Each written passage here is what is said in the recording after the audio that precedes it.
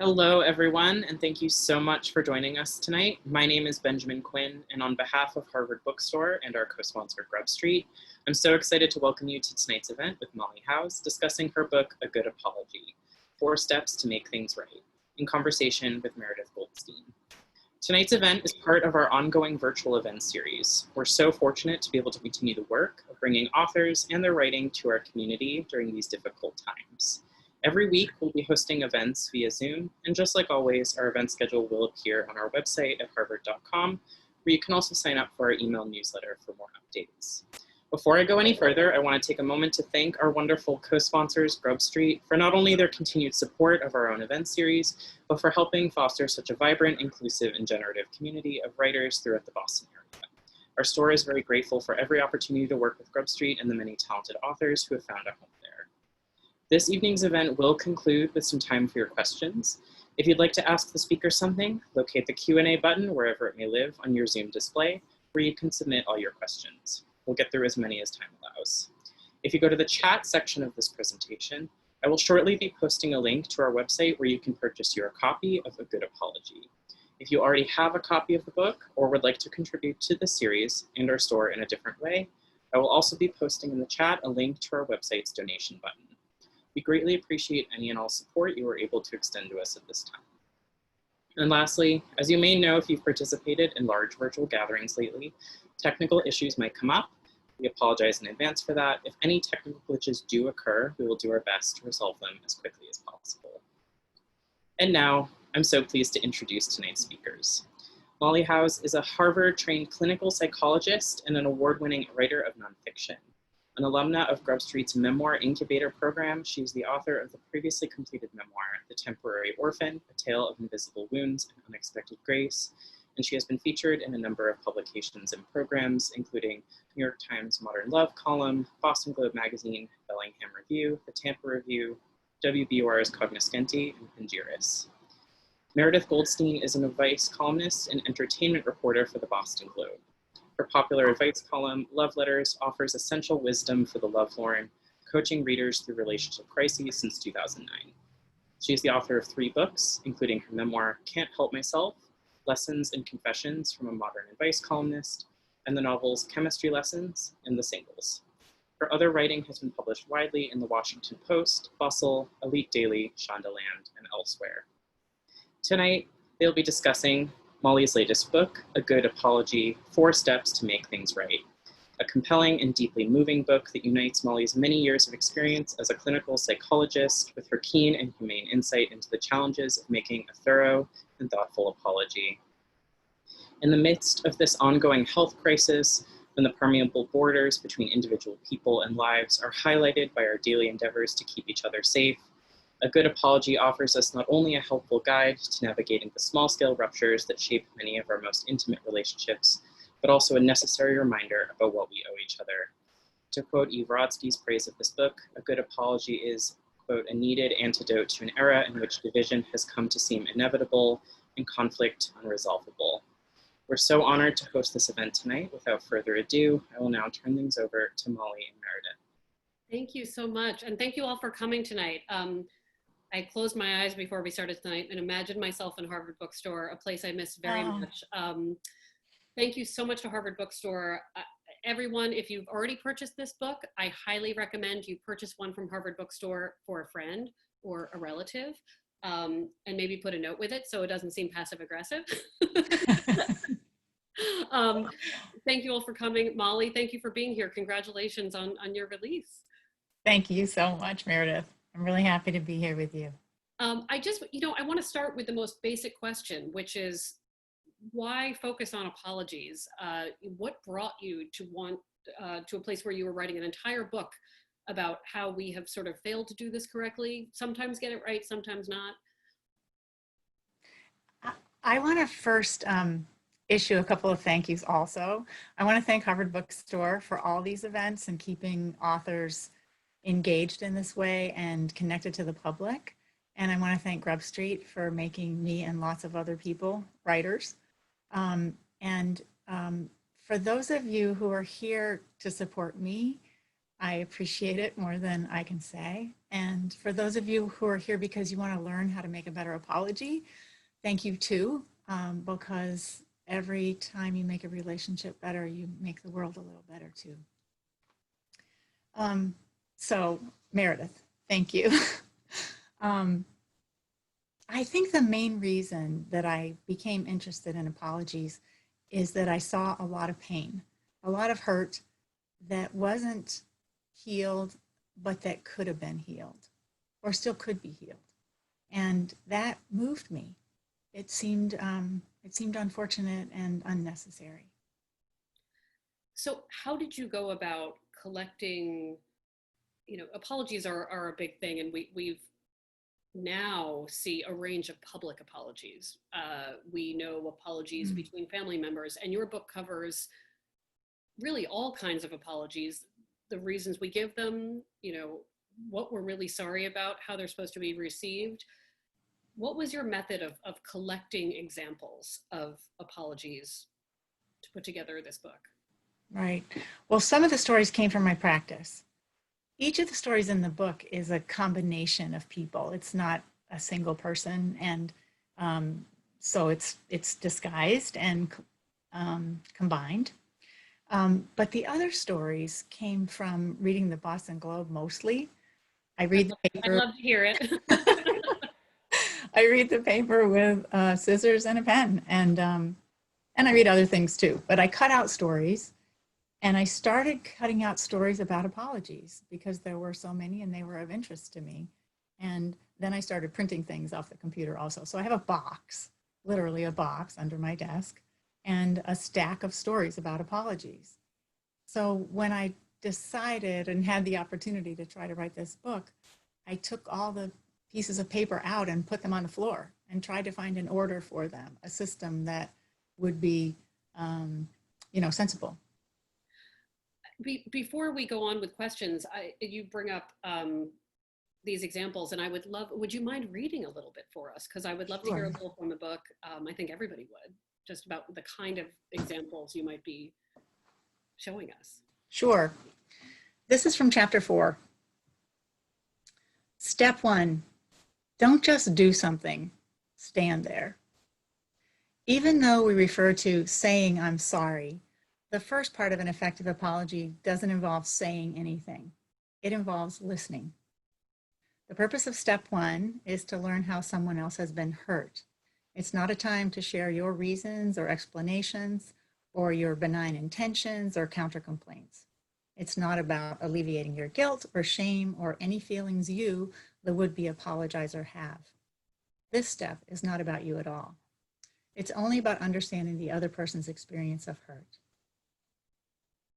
Margot, a stylish middle-aged woman, came into my office waving a small sheaf of papers.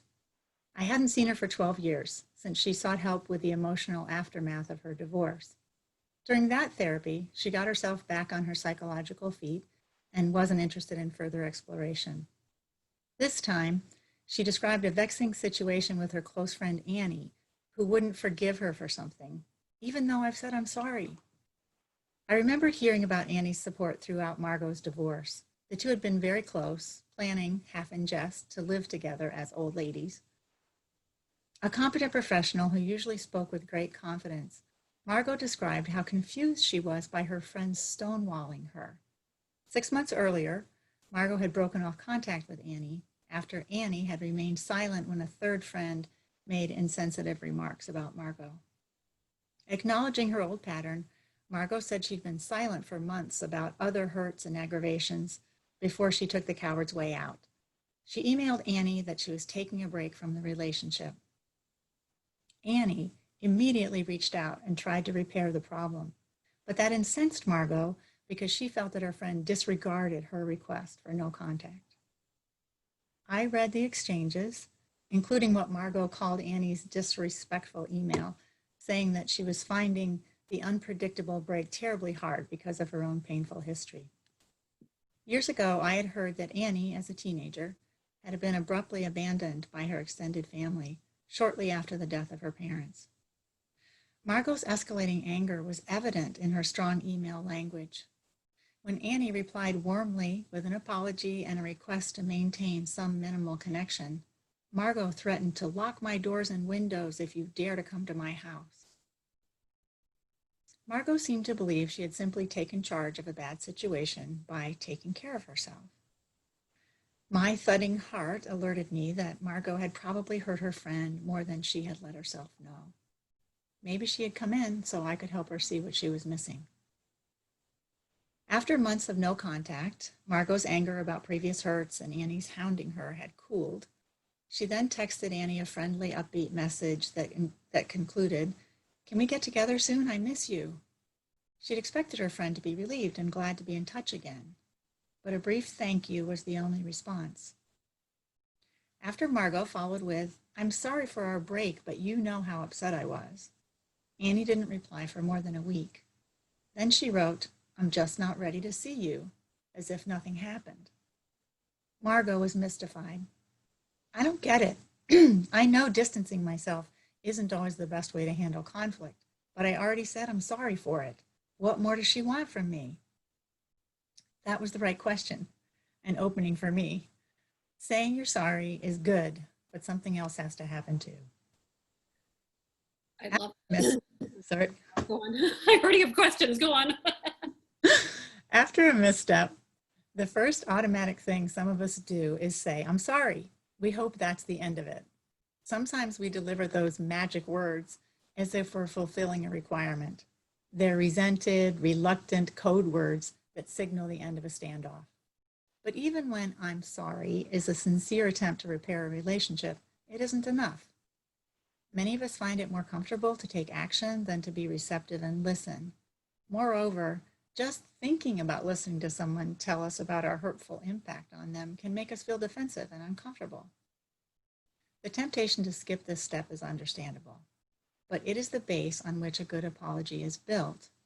If healing hurt and reconnecting matter more than feeling that we're in the right, we have to put our reluctance aside. In their friendship, Margot and Annie hadn't yet established what's called psychological safety in the business world, the climate in which it's not only okay, but desirable to give each other feedback. We need this kind of help from other people because we humans are very bad at recognizing our own errors and their impact. Margot knew what she'd done, but she wasn't aware of what her friend had experienced. Like many, she also didn't know how to find out.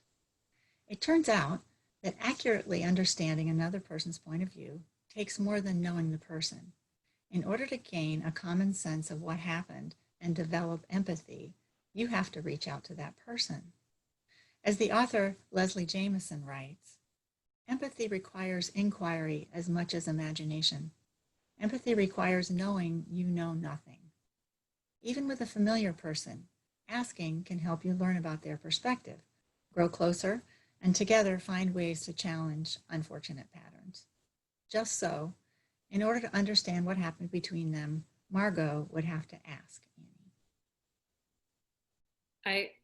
I love this example because it just shows how nuanced apologies can be and how nuanced conflict is. I mean, we talk about apologies in the context of someone did something wrong and now you have to say, "I'm sorry," but I can absolutely see how from one woman's perspective, she was wronged, and from the other, she was wrong too. And just how complicated it is to get to the heart of the matter and to apologize with a genuine sentiment.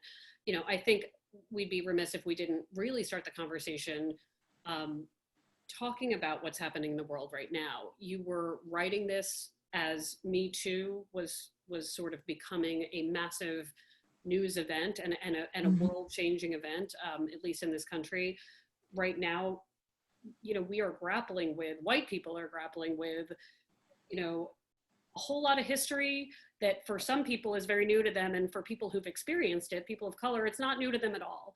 And right. I think there's a great frustration, understandably so, with this rush to get it right, and thinking about apologies in that way. I think there are a lot of people, you know, my colleague Renee Graham, who I think is a brilliant writer, and I highly recommend reading her. She tweeted recently America is suddenly cramming for an exam it's been failing for 400 years.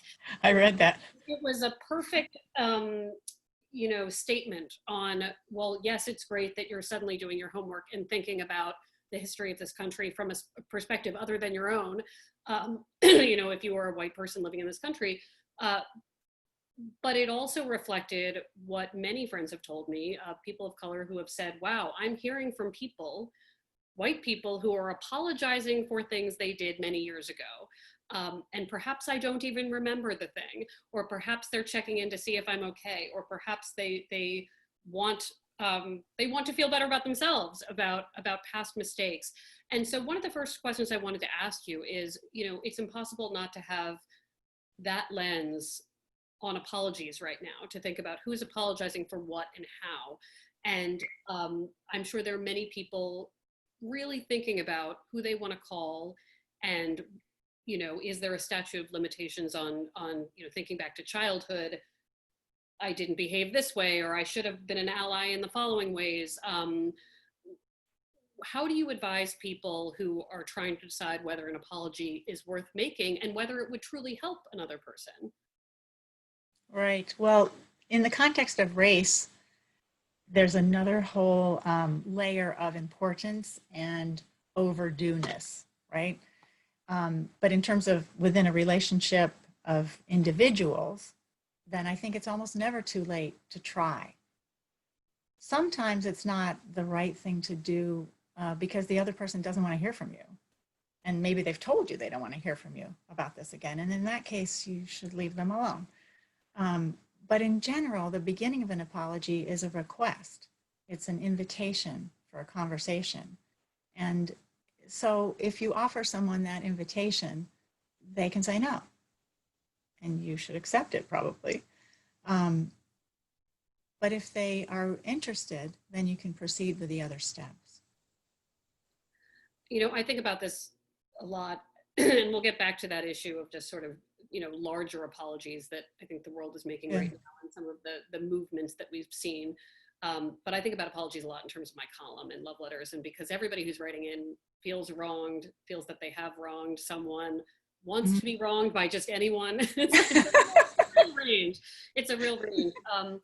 And I think there are a lot of people who are trying to figure out when it's worth reaching out. And I wanted to put a letter we had recently in the column that I think I answered with a fair enough answer, but it really reflected to me this idea of statute of limitations and whether it's ever too late and how to reach out to someone from your past. So about a week or two on love letters, I posted a note that had come in from a reader who asked about hearing from exes during this pandemic period where many of us are isolated at home. And she talks about being in a very toxic relationship with a man, and finally the relationship ends. And then, this letter writer says, however, last week he messaged me out of the blue to apologize for how he treated me and to wish my family well. He sent 2 messages 12 hours apart, and I didn't reply to either of them. Today I received notification that he sent flowers to my workplace, which is publicly listed, which I refused. I want to note that I am safe and the attempts to reach out are non-threatening. The delivery, like his cheating in the relationship, gave the final push to unfriend and block him on all platforms. But my question for you is, how do you advise people to process unwanted attention or reach outs during this time? And of course, when I think about the book you've written, I also thought, what advice would you give to this person who reached out to my letter writer looking for who knows what, an endorsement, someone, an apology accepted. If you are sitting at home right now in pandemic times thinking, you know what, I should really call this one person and say I feel bad, what advice would you give them? Well, I would say to remember it's an invitation first. He didn't, right? I mean, he sort of barraged her a little bit, right? Like the second message didn't really give her time to decide or to let him know if she was interested in hearing from him again. And the flowers were overkill. And that sounds to me like that's about him and not about her. So it seems that seems like a mistake. There's nothing wrong with the first one, I think. Okay, so invitations are are the first step, and then listening. And by the way, we're not going to give away all the steps because you'll have to read the book for that. But I think, I think right now, when we think about apologies, they used to be a private thing. Like even among famous people, they were a private thing, or perhaps they were released as a statement through a publicist. And now, I read articles about how many celebrities use their Notes Face app on their phone to write an apology, and then they'll post that because it looks more like something handwritten, right? Where they're letting the world know that they've done something terrible, and this is from the bottom of my heart, I'm so sorry. And there are so many public apologies that have been made in the last 2 years that I was having trouble choosing from them because I wanted your opinion about them. And you write about many of them, especially some of the ones we know best at this point. But I want to talk about one that's pretty recent, and it involves a musician, Ryan Adams. And for some of you, you will be Ryan Adams fans and you will know all about him. For those of you who don't, he is a singer-songwriter, music producer who really just became a real big deal when he had songs come out and earned a ton of praise. And he began to, mentor to some extent other younger musicians in the industry. He wound up marrying the singer and actress Mandy Moore, who you might know from This Is Us. And, they had this very public marriage where I saw pictures of them looking amazing, drinking coffee in Los Angeles. And then they had a very public divorce. And within the last year, sort of, I think in the wake of a lot of those first Me Too stories, the New York Times did a big story about Ryan Adams, really preying on younger women and being completely disrespectful to the women in his life, and using his fame and influence to be very manipulative. And only a week or so ago, maybe 2 weeks now, published an apology. And it was complicated. And if it's okay, I would like to read a little bit. He said, "There are no words to express how bad I feel about the ways I've mistreated people throughout my life and career. All I can say is that I'm sorry. It's that simple. This period of isolation and reflection made me realize that I needed to make significant changes in my life. I've gotten past the point where I would be apologizing just for the sake of being let off the hook. And I know full well that any apology from me probably won't be accepted by those I've hurt. I get that, and I also understand there's no going back. To a lot of people, this will seem like the same empty, expletive apology that I've always used when I was called out. And all I can say is this time it's different. Music," he says, "is how I lay my soul bare. And in working through this, I have written enough music to fill half a dozen albums." I wanted you to talk about that public apology and how it was received and why. Yeah. So his first apology, which was 16 months ago or something, is in the book. And in that one, he said, "I'm sorry." He said words like, "I'm sorry and I regret." But then he also said, "But I didn't do anything." So it wasn't really an apology. Right. It was baloney. This time, he says some things that sound like he's done soul searching, which he may well have done. But when he says, "All I can do is say I'm sorry," that's not true. There are other things that he can do. And even the way he said "I'm sorry" is he said it in the Daily Mail, as opposed to in person or somehow communicating to the people that he had hurt. So it feels, it might be sincere, but it isn't complete, and it's misdirected, right? So if for example, he wanted to make it right, he wanted to do something besides just say he was sorry and fall on his sword and become sober, which is a big thing, he could start a foundation for young musicians who need the kind of support that he got when he was starting out from big name people, and he would not be the one who managed it and managed the people it was helping. He could do an education tour and teach men why they shouldn't treat women the way he treated women. He could do some other things that he hasn't done. So that isn't all he can do. How much of this sort of making amends is a part of a good apology, and when does it apply? Yeah, in my view, it's bigger than the apology itself, as I'm describing it, consists of all these steps. It consists of the learning about the other person's injury. It consists of making a sincere statement. And step 3 is making right the thing you did wrong, or restitution. And you might think of it as reparations also. And step 4 is preventing it from being repeated. So in my view, all those steps are necessary for the apology to be thorough, for it to be effective. You had such a time, rereading the book, and I was lucky enough to read an early copy of this book, and then reading it again in the context of now. You had a lot of material to think about because there were so many public apologies right in a row because of the movements that were happening. Do you have any examples in terms of the publicness of apologies of someone who kind of did it right? Or at least in an acceptable way that felt genuine? Because I do think that as much as we can't compare that first example you gave of 2 women who are longtime friends to a celebrity making a statement, there is something instructive, I think, about how the language we see people using and what they're apologizing for and what their expectations are for being told that everything is okay now. Right. Well, Justin Trudeau is kind of a champion of this kind of apology. And of course, he's not apologizing for his own behavior. He's apologizing on behalf of his country or on behalf of his government. And Canada had a terrible set of policies in the 60s, I believe. I'll have to read the book again to remind myself. And the policies were anti-gay in a horrible way, so that anybody who worked for the government could be outed and removed, and they would lose their income and lose their job and lose their status. And that included the armed forces. It was an extensive scourge, and it was a purge. It was an extensive purge, and so lots of people had long-lasting harm from that, including legal problems, because there were sort of trumped-up charges against lots of people. So he made an apology, and it was a beautiful statement that seemed sincere.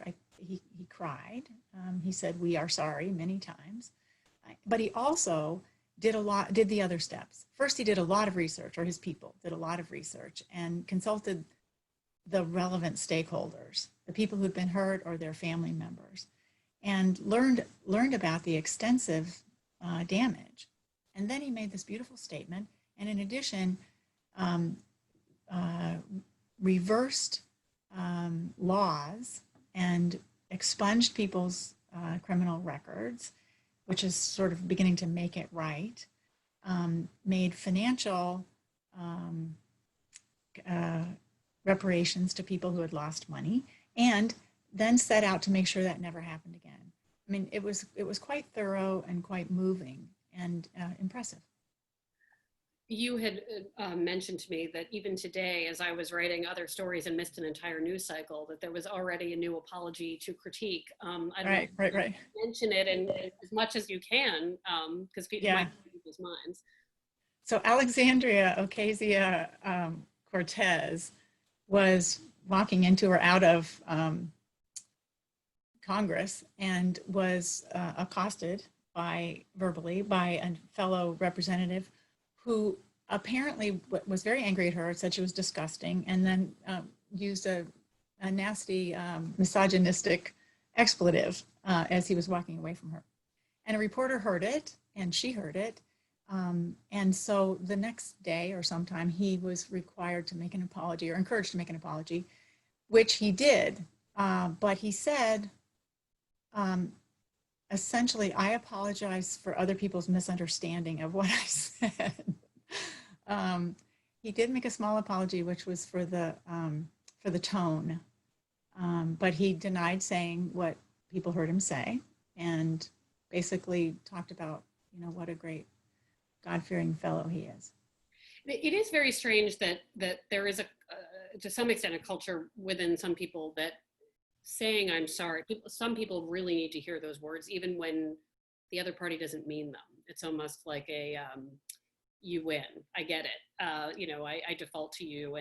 And reading through the book and thinking about more personal examples in my life, less about celebrities, I think, well, what if what if in a small conflict, you're not that sorry? Like, when do we say these things and not mean them? And how do we better communicate about, I think about the example you gave in the beginning where, it would take a lot of discussion to get those two women to a place where they can see how they sort of flew over each other in terms of not seeing each other. And those two words, I'm sorry, have very little to do with the actual boundaries they set. So, I do wonder to what extent we are in a culture of apologies when you don't want to make them at all. Well, I recommend not making them if you don't mean it. For starters. Don't pretend. The Yeah. old I'm sorry you feel bad. Yeah. There are a lot of bad ways to do it, and they usually don't work. Yeah. Speaking about a more high-profile apology that sort of made me wonder about this was last week. Nick Cannon, who is a host of some reality television shows, and was accused of saying anti-Semitic statements on a podcast. And I actually, to be honest, I haven't heard them. And this is what happens these days. The news cycle happens so quickly that you miss the thing. But yeah, he said something, it was deemed inappropriate. And then he apologized. Somewhere along in the back and forth, he lost a job and therefore apologized again. And as a person in the world, I thought, what is the deadline for apologies, right? We talked about how there's really no statute of limitations for reaching out. But I do feel like sometimes when someone apologizes to me very quickly, I'm suspect that they know anything at all about what they're apologizing for, and that they haven't, if we had not heard from Ryan Adams and he resurfaced this many months later with some thoughtful things to say, as opposed to Buy My Album that I clearly have coming out, I might have more empathy and more hope. But if so he has to do step one first, right? He seems to be avoiding step one. But I would imagine that for those seeking an apology, that part of that and part of the hope for that is that someone takes a moment, and that it shouldn't be something that is immediate.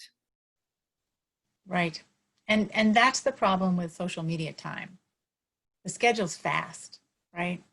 And reactivity is fast. And then we think we know the answer and we jump to the conclusion and we establish it and it's done, and then somebody cancels somebody and somebody reacts against that. Very, very, very fast, right? You can miss it in the blink of an eye. And human understanding takes longer than that. It's a slower process.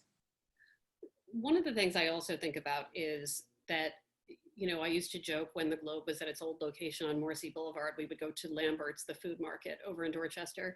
And I apologize for all the local name dropping for the national and international guests we have here, but it's a very crowded salad bar. And I always said, if you want to hear a chorus of women apologizing, go to the Lambert Salad Bar. And it is a lot of women, myself included, accidentally bumping into each other saying, oh, I'm sorry, I'm sorry, I'm sorry.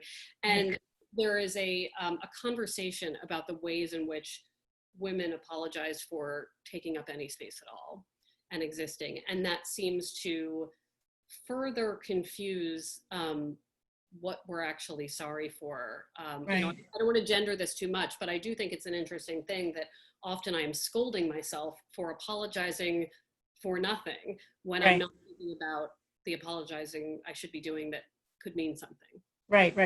That's a sort of more like a verbal tick, I think.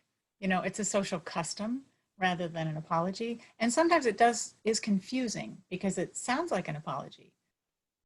So that I think it could mislead somebody or mislead you that you have apologized, but it's really different, right? There's another group of people who very humorously claim to apologize all the time, and that's Canadians. Maybe you've heard that. So it's not the worst verbal tick a person could have, right? No, this is true. I mean, in your research for this book, and I know this is something you were thinking about in terms of your practice, but do you find that it changes and informs the way you deal with the people in your own life and the way they deal with you? Because I will fully confess to everyone watching that the first time Molly and I spoke on the phone, we set up a date to talk, and I was painting a room in my house, completely forgot, and blew past our phone date. That's right.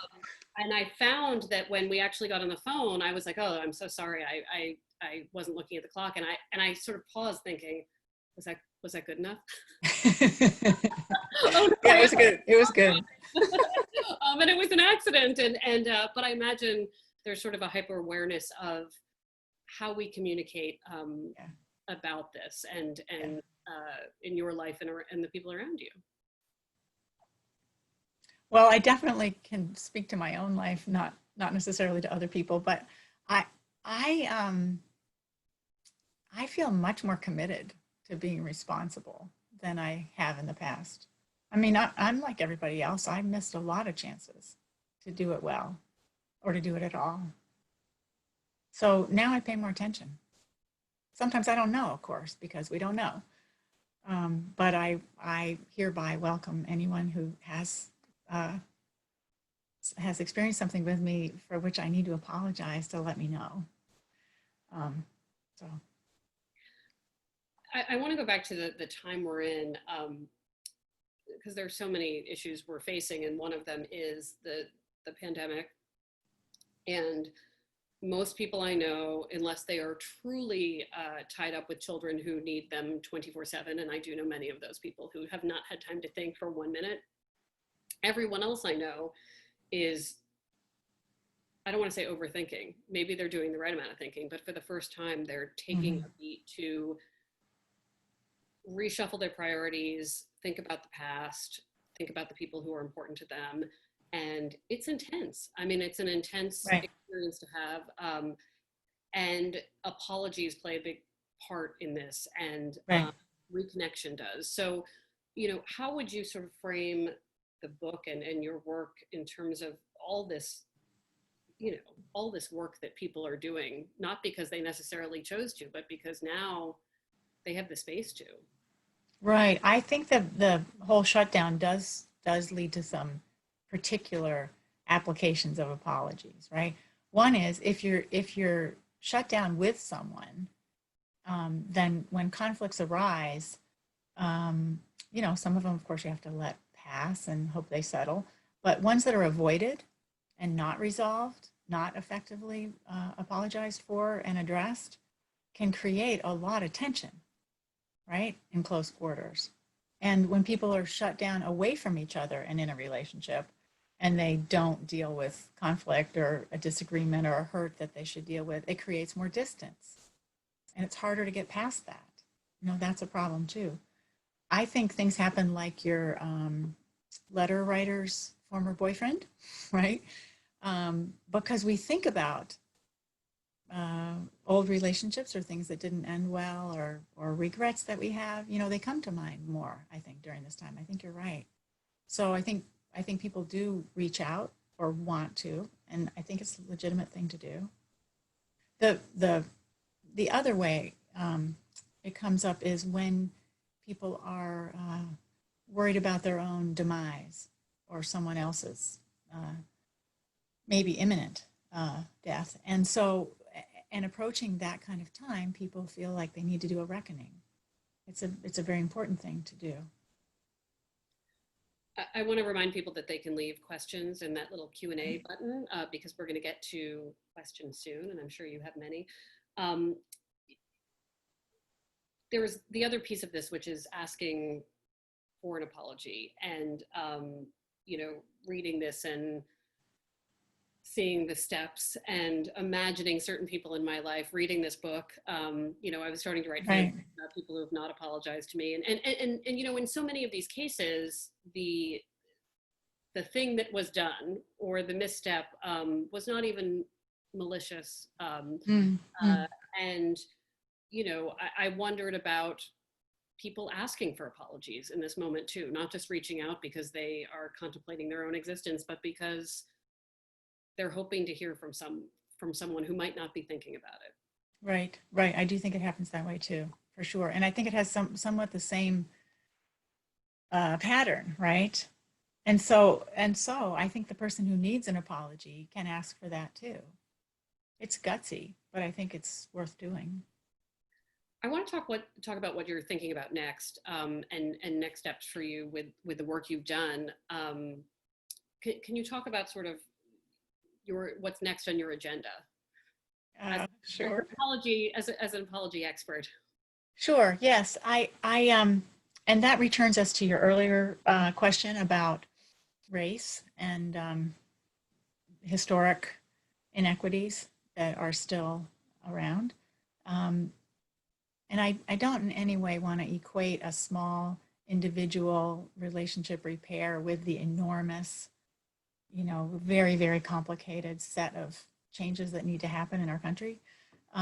But for white people who want to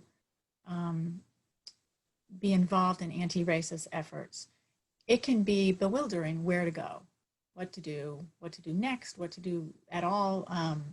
It doesn't make any difference. There's so much to do. I think this framework could provide different entry points because it all matters. All the things that people are talking about doing matter and can make a difference in the long run if we keep at it. So I'd like to work on that. I'd like to write that.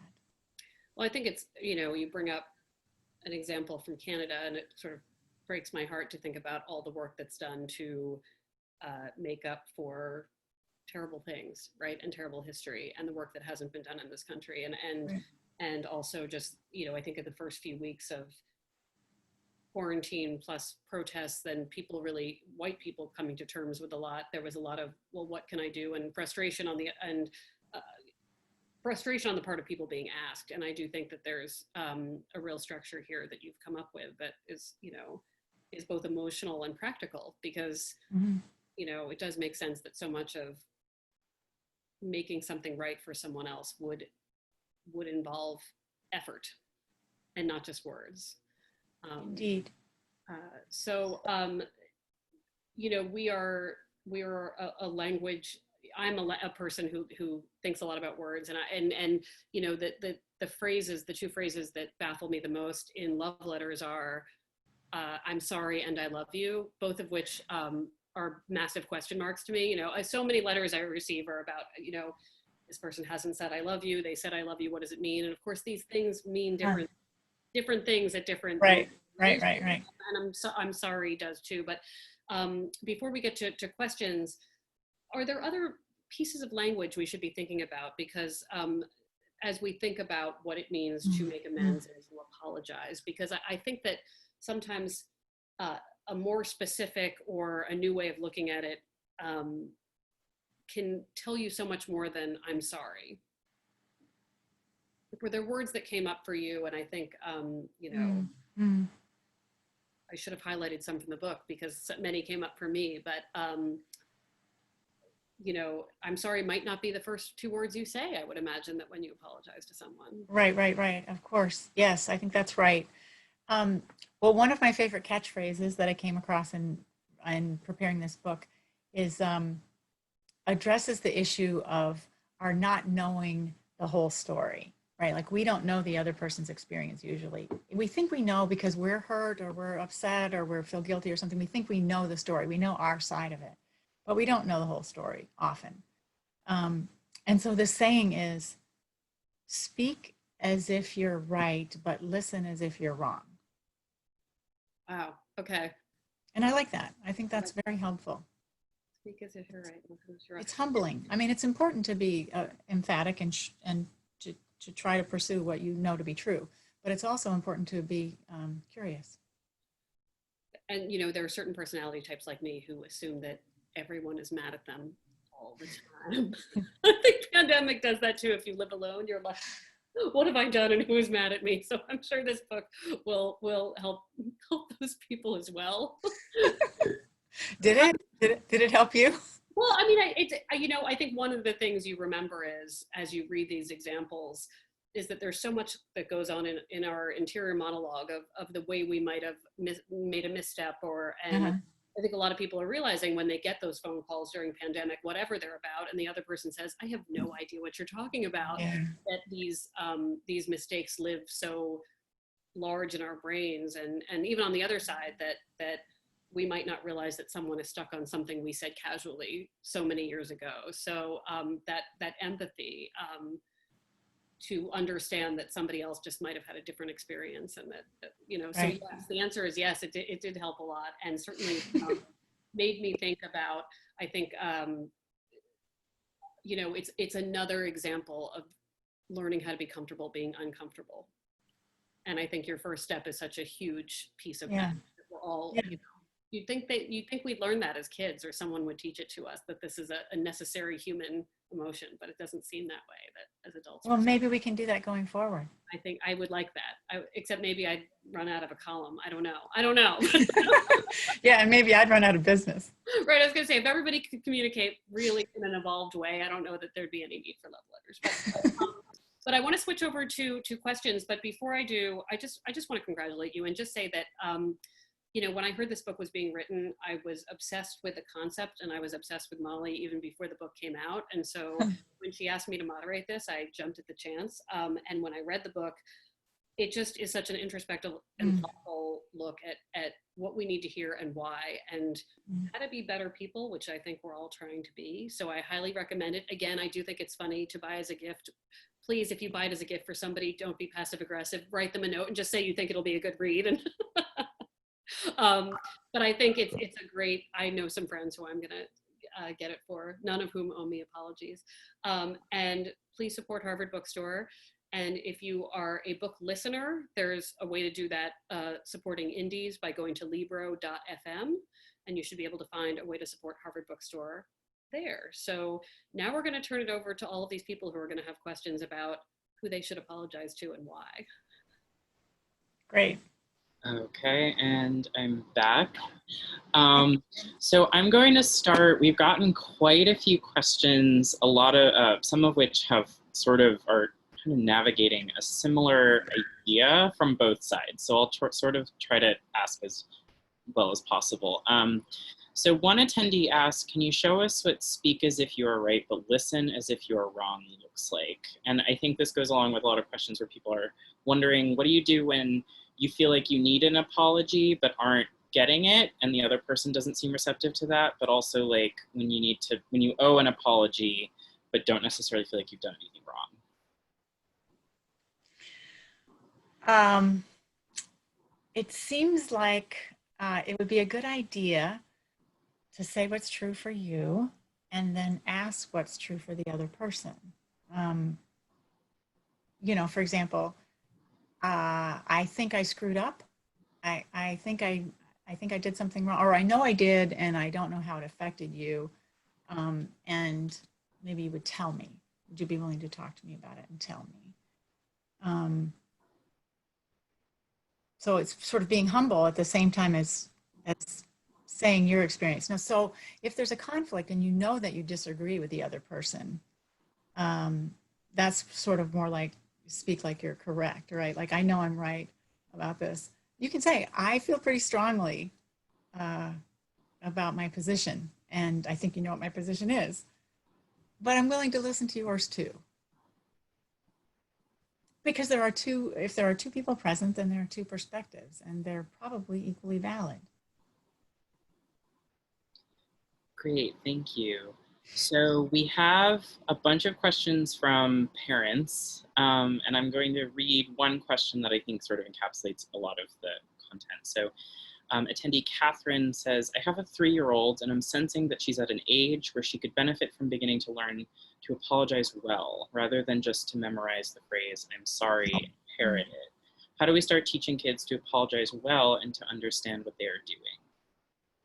I think there are two components, and I have to preface any parenting opinions I ever express with the disclaimer that parenting is the hardest job ever, and any recommendations I give are not because I did it right. I think there are two components to remember. One is to help a child learn empathy. A child as young as 3 can be learning empathy. Some kids start off pretty naturally empathic, or sort of empathic, and can extend it. So talk about, how does the other person feel? You know, what do you think is going on with Johnny? You know, whose toy you took? Can you see on his face how he feels? Do you want to ask him how he feels? And the other one is the notion of making something right. Like, how do you fix what you broke? How do you make up for the harm you caused? You know, what would be a fair way to pay Johnny back? You know, I think those are reasonable questions, and kids have very young, a very early developed sense of justice. And I think we can capitalize on that. Thank you. So here's a question from, on the topic of authenticity that you were sort of getting into earlier. So an attendee asks, is it ever advisable to apologize for something even if you think you didn't do it in order to preserve the relationship? Even if you think you didn't do it. Is the do it an action or an effect, right? Because we have to make a distinction between intention and impact. So I don't know what the person meant, but if they mean, you know, saying I spilled the glass of water when I didn't spill the glass of water, that's probably not a good thing to do. And if that's what it takes to preserve the relationship, that's a problem. However, I do think there's an issue about blame. You know, you can make a good apology to someone even if you are not really fully to blame. What you are is caring about the impact on the other person, which is a different thing from the judgment of who's at fault, right? If I hurt someone, if something I did hurts someone, that matters to me, even if I didn't do anything wrong. It wasn't wrong, it wasn't my fault exactly, but I did hurt someone, that matters. I don't want to, I was just going to say I don't want to jump in, but clearly Please do, jump in. One of the things Molly and I spoke about when we were talking about recent news is Tina Fey's apology. And you just mentioned, you know, about, you know, racism on her show 30 Rock, and you just used those words, intention and impact. And those are two words she used in her apology, which, you know, she presented to the world a few weeks ago. Can you expand on that a little bit more, you know, for people who have not been thinking about those concepts? Well, it's a sort of a social justice rule of thumb also, right? And so she said something like white people's intentions being good is no longer a good enough excuse, something like that. But that's not exactly what she said, but something like that. And she's pointing out that it's possible to hurt people without meaning to, and it's possible to maintain a racist system without paying any attention to it whatsoever. In fact, by not paying attention to it, you're sustaining it. And I think it is an important difference. Really good people, really kind people, people who don't have any bad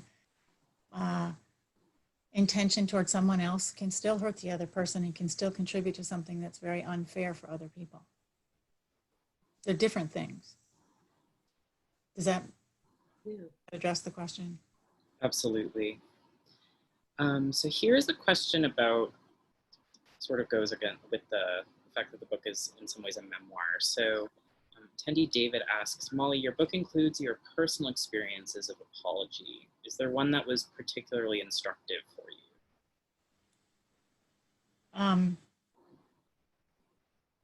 Well, one that I talk about in the book is a time that it was very hard for me to do it right.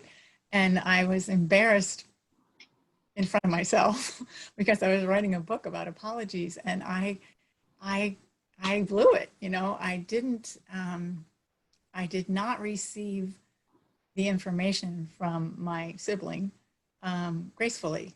I just fought it, and I was mad at hearing it. It wasn't fair, it wasn't accurate, and blah, blah, blah. And I did a lot of thinking in my head about how unfair it was for that to come up. And that didn't help at all. You know, that didn't work. So I had to go back and ask, tell me about the thing that you think I did. What happened? How did it affect you? I care about that. I want to know about it. And I had to not say, I was on the phone, so I could do it. I had to not say, but that's not right. Because my turn would come later. And I had to first hear the hurt that someone else had experienced because of my action. So it's hard. Apologizing is hard. Yeah, Yeah. can be. Here's a great question from attendee Linda. It says, I love what you wrote about forgiveness and learning about the Stanford Forgiveness Project. Is asking for an apology something that you address in your book? Also, if you could explain the Stanford Forgiveness Project. Oh, dang. So if I recall correctly, and I might not, I think they have a model sort of like mine. They have a number of steps that are necessary in a forgiveness process. And I did not write a book about forgiveness, so it isn't my strong suit. But I do have a chapter in the book about what the person on the receiving end or on the needing end can do and steps that that person can take, because I think it's very important. And often, especially in an ongoing relationship, both people have been hurt. You know, when you're caught up in a sort of a bad spiral, you're doing something that you think is just because the other person has hurt you, and they think they're doing something because you hurt them, you know. So everybody's in both positions, and it's just a question of who goes first, right? If you want to stop that pattern and create a better one, you know, one option is to approach with an apology yourself. Offer it to the other person. If you can find something that you regret, which you probably can, if you've been with somebody for long enough. So the Stanford Forgiveness Project is extensive, and there's a lot of literature about it, and it's wonderful. I think it's really a great effort. Great. So we have time for one more question, and I think I will end the one that's looking for sort of closing remarks. So attendee Carol wants to know, do you have a take-home message you'd like to leave us all with? Oh, thank you, Carol. The message I think that's most important from the book is about possibility. If things have gone badly between you and someone else, that doesn't have to be the end of the story. You know, we tend to think we kind of blew it, or they blew it, and it's done. You know, it is what it is. But in fact, there often are things you can do to make things better, to heal the hurt, to repair the damage. And so one of the things that changed for me doing this book is feeling more hopeful about possibilities. And I would love to share that with other people too. Great. Well, thank you both so much for joining us tonight. This has been a wonderful conversation. I just want to take a moment again to thank both of you, and for all of you for spending your evening with us and showing up for authors, publishers, indie bookselling, and our incredible staff here at Harvard Bookstore. We sincerely appreciate your support now and always. Please make sure to check out A Good Apology at the link in the chat, or go visit our website. I have put the link in the chat for also our new attendees as well. Thanks again for your time and your support, and for spending your evening with us. Have a great night, everyone, and stay well. Thank you, Benjamin. Thank you. Have a good night, everyone. Thank you, Meredith. Bye. Bye, everyone.